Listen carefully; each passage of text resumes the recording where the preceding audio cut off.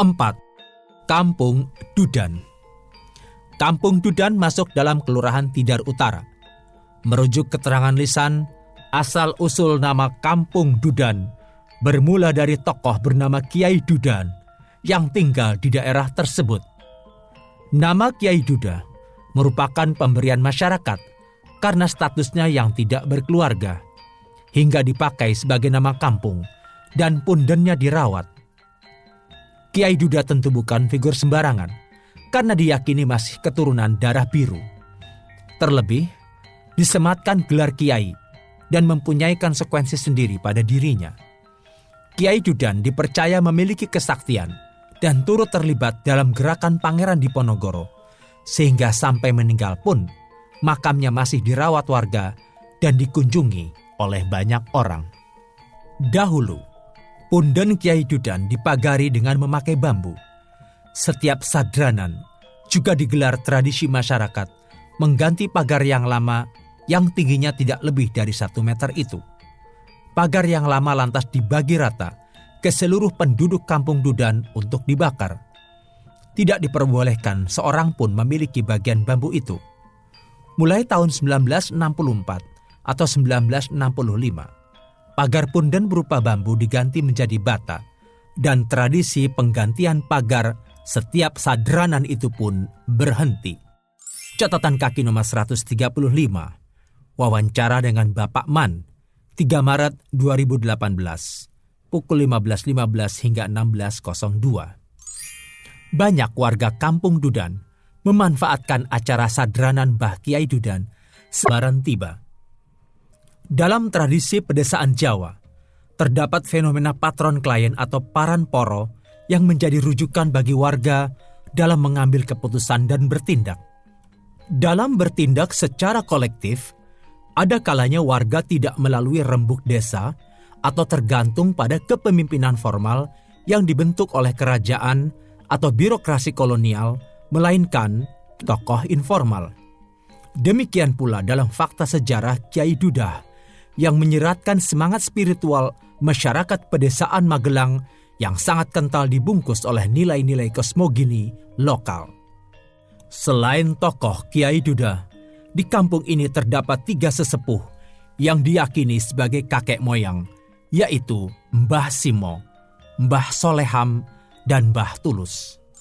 Catatan kaki nomor 136, wawancara dengan Bapak Priyatno, 3 Maret 2018 pukul 14.40 hingga 15.03. Kendati ketiga sesepuh ini dipercaya sebagai leluhur kampung Dudan, namun makam ketiga tokoh tersebut tidak ditemukan, sehingga nama-nama mereka cukup dirawat dalam ingatan kolektif masyarakat.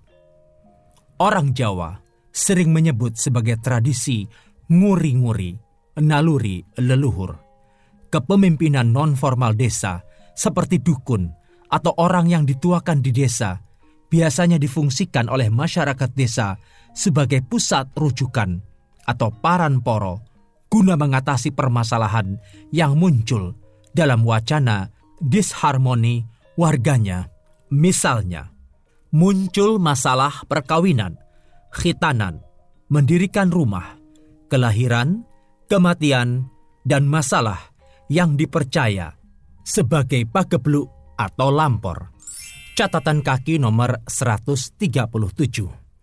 Sudarmono, Budaya Demokrasi di Desa, dalam Kompas, 3 Agustus 2002. Fenomena budaya demokrasi desa dalam dimensi sejarah hampir tidak tersentuh oleh pengaruh primordialisme feodal maupun kolonial, karena keberadaan mereka terisolasi oleh tradisi besar feodalisme keraton dan kolonialisme Belanda. Isolasi fungsional bagi kantung-kantung perdikan desa di era kerajaan adalah munculnya peran kiai, dukun, atau perbekelan yang menjadi fasilitator kepentingan raja dan kaum bangsawan pada sistem Apanage. Nilai komunalisme, kontrol sosial, dan nilai adat yang merakyat di Magelang terjaga dengan adanya peran tokoh bijak seperti Kiai Duda. Ada versi lain Tentang Kiai Duda yang perlu dijabarkan di sini. Dalam lingkungan kerajaan Surakarta, terdapat folklor yang sampai kini masih terawat, yaitu bahwa Kiai Duda sebenarnya berwujud dandang untuk menanak nasi pada malam gerbek mulut dal di dapur istana. Ritual ini berfungsi pula untuk memelihara cerita rakyat Jakatarup Dewi Nawang Wulan yang akrab dengan kebudayaan petani bercorak agraris. Diperlihatkan kegiatan menanak nasi bagi orang Jawa dianggap lebih penting ketimbang makan. Sebab menanak nasi adalah bagian dari proses pertama bagaimana orang Jawa berjuang agar bisa hidup setelah menanam, sedangkan makan hanyalah proses akhir. Masyarakat Magelang yang bercorak agraris tentu tidak asing dengan cerita Jakatarup Dewi Nawang Wulan yang ditutur ulangkan lintas generasi. Selain Punden Kiai Duda, terdapat suatu situs bersejarah berupa batu-batu besar di Kampung Dudan. Di situs ini ditemukan batu yang menyerupai gong dan beberapa batu umpak. Masyarakat lokal percaya bahwa batu umpak ini merupakan suatu masjid yang tidak jadi dibangun oleh seorang wali. Catatan kaki nomor 138. Wawancara dengan Bapak Priyatno, 3 Maret 2018, jam 14.40 hingga 15.03. Masjid dimaknai bukan sekadar ruang ibadah. Masyarakat kampung menempatkan bangunan bersejarah itu sebagai penjaga memori. Muncul penafsiran bahwa Kampung Dudan dan Magelang umumnya di era kerajaan Mataram Islam sudah banyak yang memeluk agama Islam.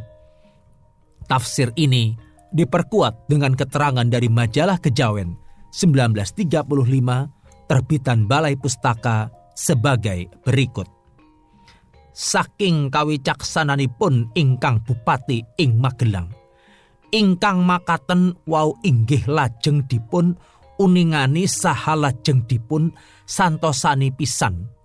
Inggih punika kalampahan sabawah Magelang ngriku khatah masjid-masjid ingkang dipun saekaken saha dipun angengaken, ingkang waragadipun boten sakedhik. Dene ingkang kangge waragat-waragat anyaken utawi ngangekaken masjid-masjid wau ingkang sabagian ageng medhet saking kas dusun. Catatan kaki nomor 139. Majalah Kejawen, Batavia, Balai Pustaka 1935. Kelurahan Tidar Selatan. 1. Kampung Tidar Warung.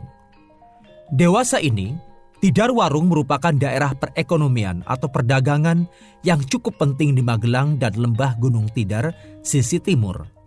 Di masa lalu, Kampung Tidar Warung merupakan kawasan di sekitar Gunung Tidar yang terdapat banyak warung bersantap bagi warga Magelang sambil warga berinteraksi sosial. Kampung ini mempunyai pepunden bernama Nyai Semedi yang ditemukan meninggal dalam posisi semedi.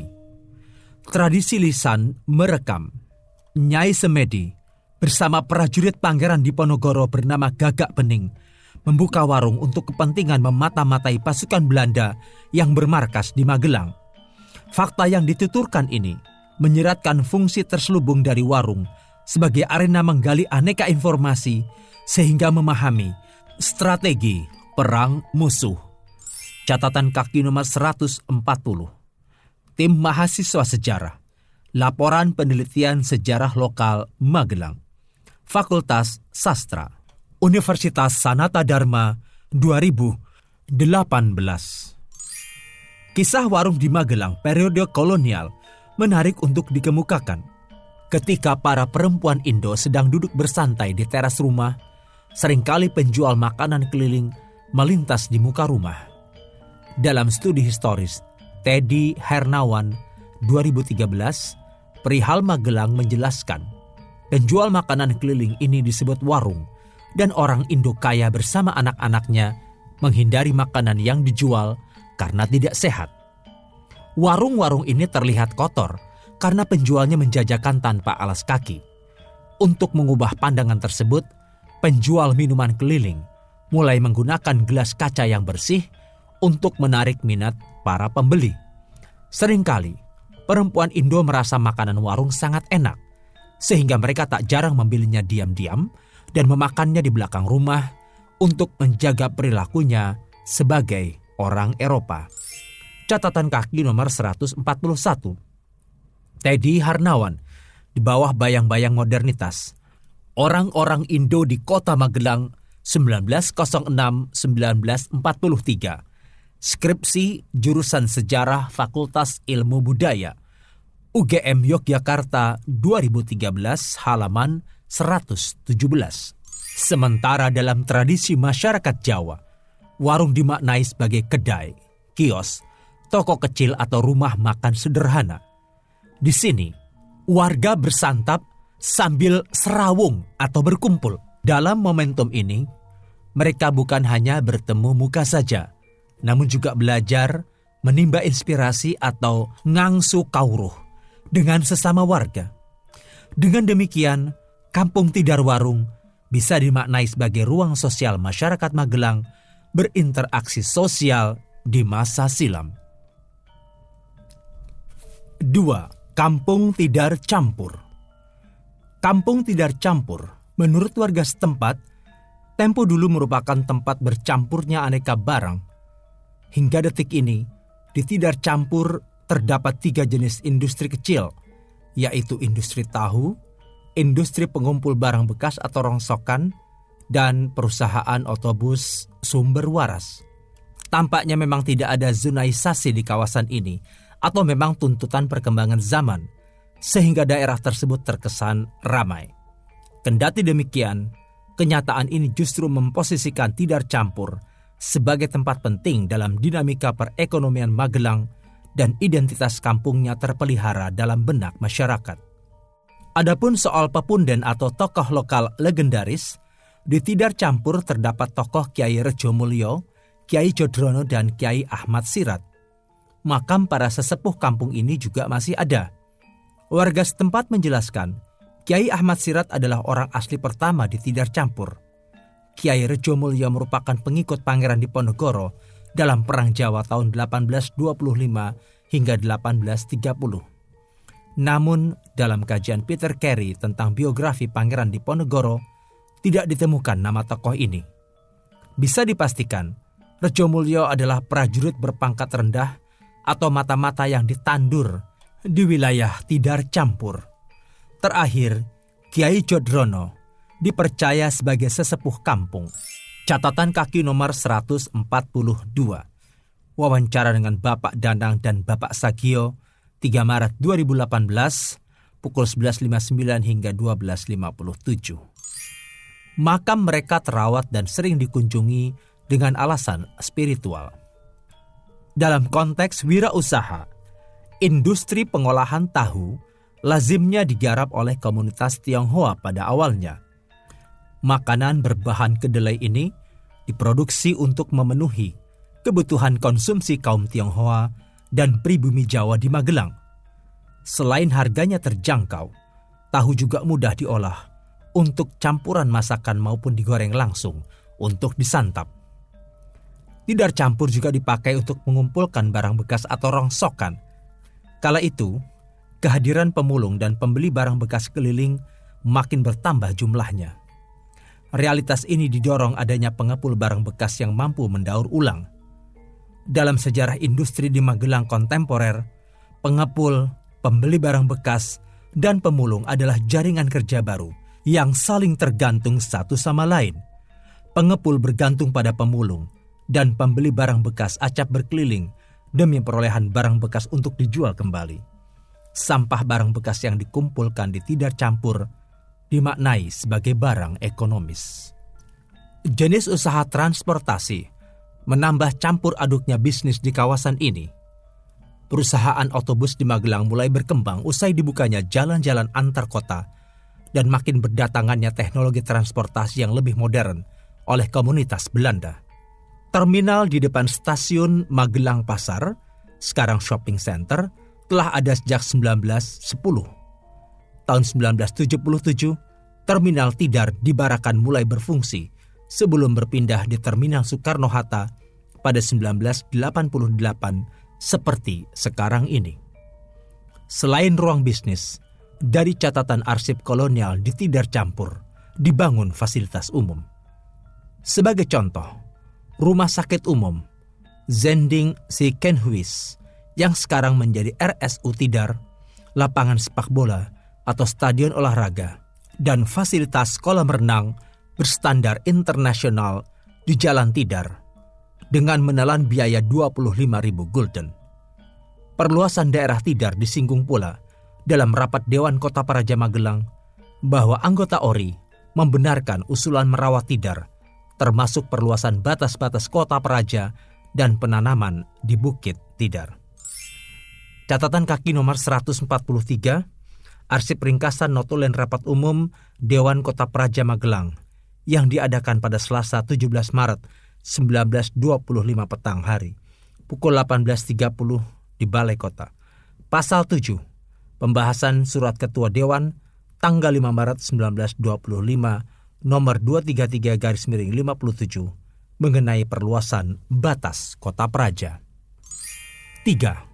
Kampung Sawe. Lokasi Kampung Sawe berada di selatan Jalan Soekarno-Hatta dan berbatasan langsung dengan Kampung Tidar Campur.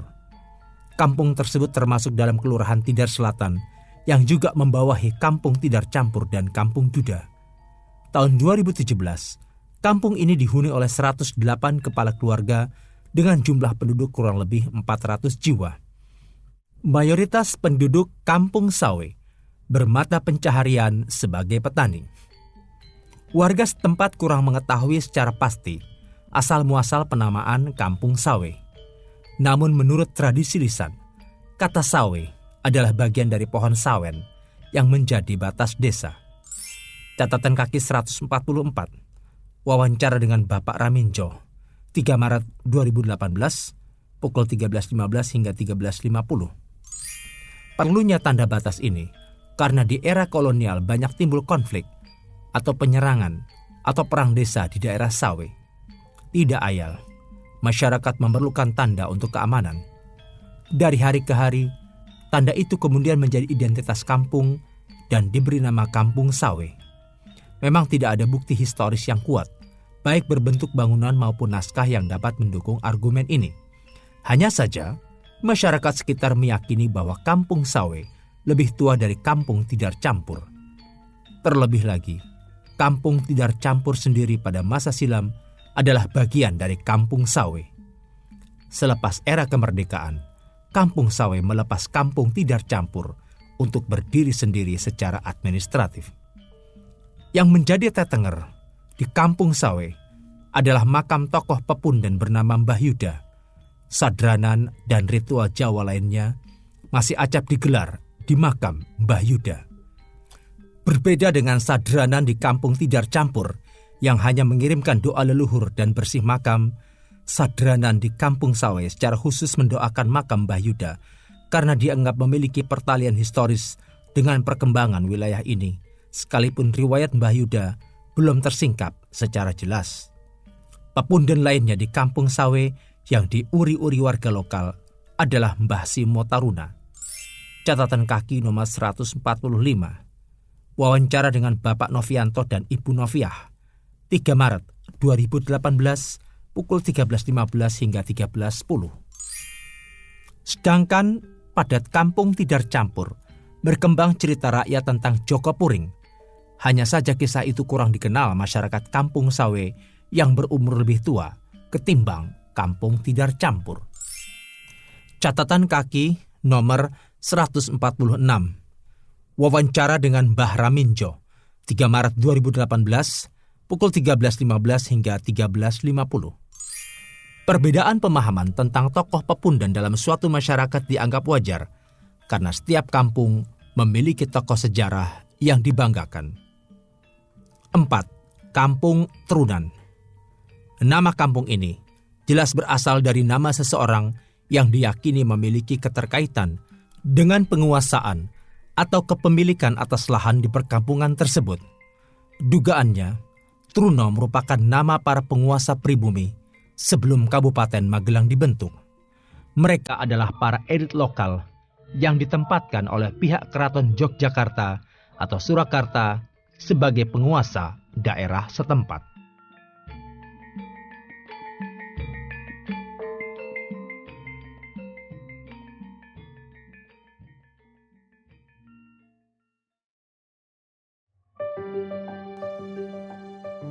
Bagian ketiga, penutup.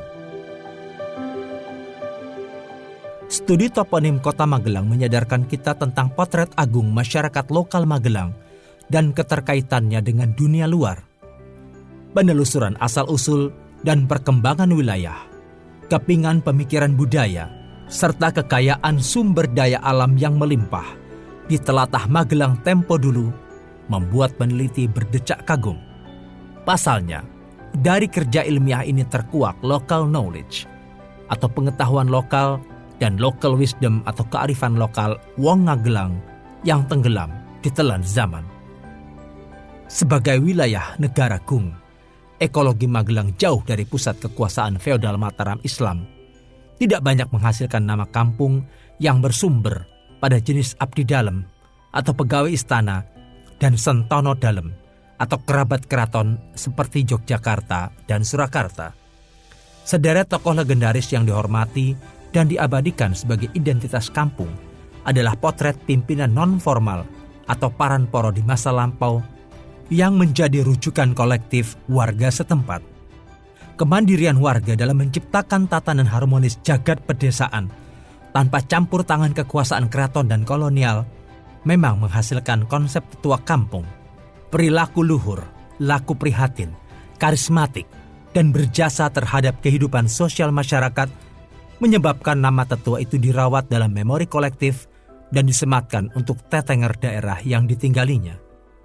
Riset ini juga menuak penamaan tempat di Magelang berdasarkan pada kegiatan utama yang dikerjakan penduduk setempat, semisal Pasar Telo, Keplean, Nambangan, dan Jagoan. Artinya, tersimbol fakta aktivitas ekonomi dan sosial budaya masyarakat dalam menyumbang pengetahuan sejarah lokal di Nusantara. Keberhasilan masyarakat pribumi beradaptasi dengan lingkungan asing kolonial dan hasanah budaya Eropa tersurat dengan nama Kampung Jendralan dan Barakan. Dalam tradisi sejarah Magelang, penamaan kampung juga mengacu pada fungsi atau benda yang berada di lokasi tersebut. Sebagaimana halnya kampung Tidar Kerajaan, Tidar Warung, dan Tidar Campur, yakni lokasi yang berdiam di sekitar Gunung Tidar, namun dengan karakteristik yang berbeda. Kendati demikian, kampung dengan mengusung nama Tidar sebenarnya mengekalkan mitos Gunung Tidar sebagai titik tengah Pulau Jawa. Dialah Pakuning Tengah Pulau Jawa atau Paku Tengahnya Pulau Jawa. Boleh berbangga penduduk Magelang dengan kenyataan geografis ini. Bahkan, kepungan deretan gunung itu menyebabkan kesuburan tanah Magelang cocok untuk ditanami aneka tumbuhan sampai membuahkan banyak nama kampung berlatar nama flora. Local genius masyarakat Magelang telah teruji di dunia tumbuhan selama berabad-abad. Warga setempat juga mengamalkan pandangan klasik dalam hal berguru, bahwa ada 4 tempat kita berguru di dalam melaksanakan hidup ini, yaitu 1. Berguru pada kitab suci. 2. Berguru kepada pengalaman dan kehidupan manusia. 3. Berguru kepada tumbuhan. Dan 4. Berguru kepada hewan. Kita teringat pada penjelasan Renville Siagian 2017, khususnya berguru pada tumbuhan. Manusia menganggap tumbuhan memiliki sifat pertapa sejati. Karena dalam kehidupannya, walau ia tetap diam dan tidak bergerak bagai pertapa, namun ia bisa terus tumbuh dengan kekuatannya sendiri dan memberi faedah bagi kehidupan makhluk lain lewat bunga, buah, dan tubuhnya, serta oksigen yang dihasilkannya sangat berguna bagi manusia dan hewan. Hal ini diberikan secara tulus tanpa memperdulikan siapa makhluk yang mengambil dan memanfaatkannya. Filosofi dari kehidupan tumbuhan ini menjadi cerminan bagi filosofi hidup orang Magelang dalam menjalankan hidup yang juga harus memberikan manfaat bagi makhluk yang lain. Puluhan nama kampung di Magelang yang diembel-embeli nama flora membuktikan bahwa orang Magelang memang sangat mengidolakan tumbuhan. Sadar tidak sadar, mereka telah menjadikan tumbuhan sedulur sinarawedi, sekaligus perlambang dari kekuatan, kesabaran, kejujuran, keikhlasan, kesetiaan yang dianut dan didambakan. Kecenderungan tersebut benar-benar mengejawantah pada unan-unan atau peribahasa atau gunungan dalam pertunjukan wayang yang memuat ajaran agar manusia meneladani dan bertindak selaras dengan alam yang tidak punya pamrih kecuali sekedar berbakti dan melayani makhluk hidup. Sebagaimana orang Jawa pada umumnya, budi pekerti masyarakat Magelang pun nyaris digali dari kehidupan tumbuhan. Maka tidak berlebihan jika menilai manusia Jawa layaknya tuwuhan yang memiliki pikiran, rasa dan karsa dalam mengemban tugas mulia memayu bayuning bawana. Maklum, jika keberadaan tumbuhan nyaris menyertai kehidupan orang Magelang klasik, mulai dari pekarangan, tegal sawah, kuburan, sungai, perbukitan, dan jalan, selalu terdapat tumbuhan, baik yang dibudidayakan maupun tidak. Kreativitas sederhana warga Magelang dalam mengolah tanah membuahkan penamaan berdasarkan karakteristik tanah. Contohnya, Jurang Ombo, Karang Gading, Karanglor, dan Ngembe. Dialektika manusia dalam menaklukkan alam sekitar selama ratusan tahun terpatri di dalam kisah kampung. Kearifan lokal masyarakat Magelang yang dapat kita unduh dari penelusuran toponim ini adalah manusia wajib hamengku bumi, karena bumi sebagai lingkungan alam telah memberikan sumber kehidupan bagi manusia untuk bisa melanjutkan keturunan dari generasi ke generasi, sehingga manusia harus menjaga, merawat dan mengembangkan kelestariannya. Sementara hamengku buana merupakan kewajiban manusia yang lebih luas dalam mengakui, menjaga, dan memelihara seluruh isi alam semesta agar tetap memberikan sumber daya bagi kehidupan manusia. Hubungan harmonis masyarakat Magelang klasik dengan alam itu akan bermuara pada diri manusia yang hidup berlambaran nilai-nilai humanisme dan intelektual spiritual. Dari sinilah, identitas kampung juga laksana alarm peringatan bagi warga lokal karena terjadi degradasi nilai sejarah budaya. Terima kasih. Nantikan produksi audiobuku.com lainnya di Play Store dan App Store.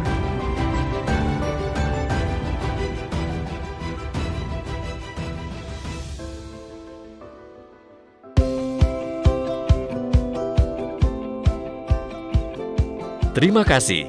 Nantikan audiobuku lainnya hanya di channel Dengar Buku.